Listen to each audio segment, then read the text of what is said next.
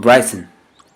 Brighton is a city which has seen major investments to its coast, not only as an environmental protective venture, but also economically to attract tourists to the growing sea life culture within the area. The beach has received growing popularity, particularly during the summer periods, and the area has become well known for its social atmosphere, cafe, fairs, and shopping centres that riddle the area, and also the 1 or 2 thousand pubs that attract many hearty onlookers. One of the things Brighton is probably most well known for is its exquisite beaches that line its coast. The stone beaches act as natural defence for the city, protecting it from flooding during storms. Large brick groins also line the beach, reducing the effect of sediment transportation during easterly waves. The Brighton coast also features the infamous marina to the east of the pier. Constructed in 1971, it once had the title of being Europe's largest marina. Not much has changed to its design since then, but due to its ever-increasing popularity, it has since been expanded further inland to accommodate for the more boats. Another major challenge of the marina was in regards to the construction of the concrete cast irons that make up the eastern and western breakwaters. In total, 110 cast irons were lined across the marina, each 12.2 meters in diameter. One of the major flaws of cast irons is that they are often prone to scouring, as the seawater and waves move sediment around the base of the structure. 2-ton concrete bags have been placed at the base of each cast iron as a ploy to mitigate against this. Acmen wave-absorbing duluses line the outside of the south wall and parts of the northern wall of the harbour. The duluses act as an armour, absorbing and reducing the impact force of the wave by allowing water and sediment to penetrate through, and thus preventing any adverse damage to the northern and southern walls. The Brighton area is linked by various villages and towns to the east by the A259, which runs along the cliff tops along the coast.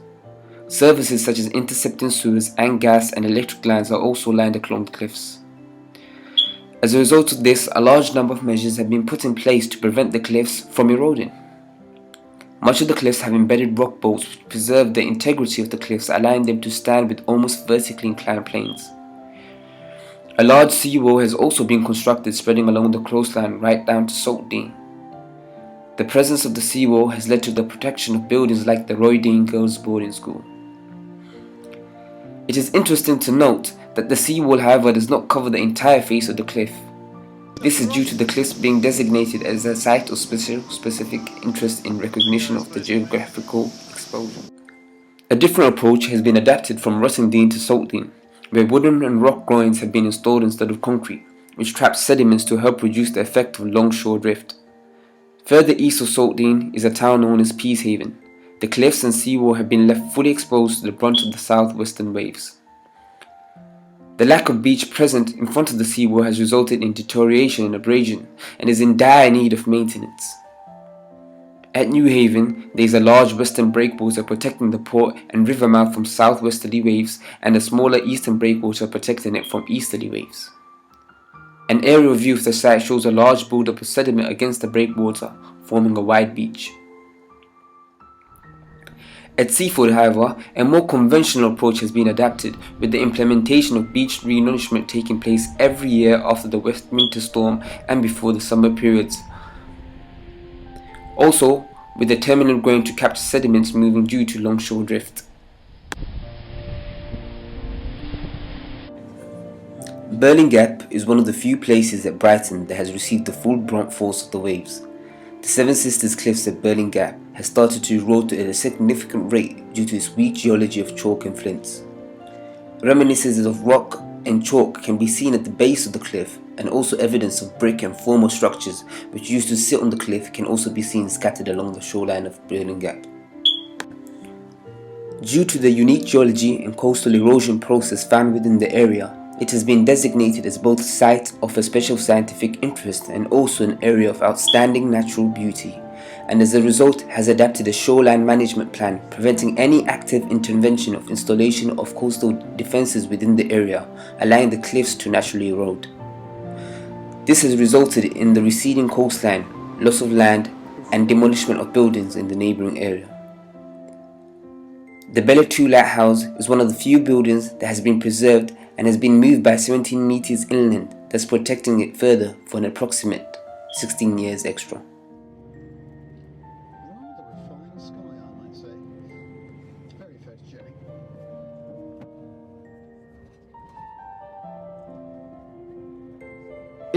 In our conclusion, the coast is a rapidly changing environment, and the mechanisms to prevent these coastal processes is not only critical in ensuring the protection of the UK's coast, but it is also critical in ensuring that the coast will be able to survive for years to come. The mechanisms chosen for these coastal processes depend on the area and the environment of significance. Some, like the Brighton Marina, may choose to build a marina. Others may choose to line the coast with groins.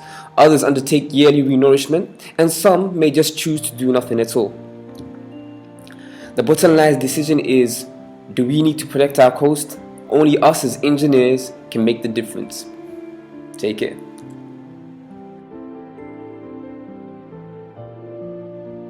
Why are you recording McDonald's? Although this is a coastal project, obesity is still a major problem in the UK.